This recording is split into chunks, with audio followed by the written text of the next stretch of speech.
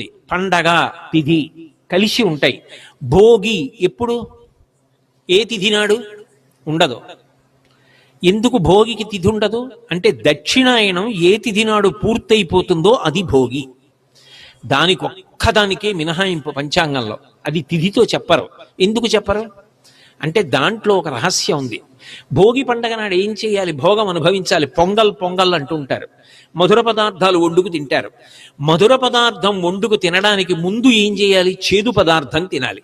అందుకే ఉగాది నాడు ఏం చేయిస్తారు? చేదు పదార్థం తినిపిస్తారు.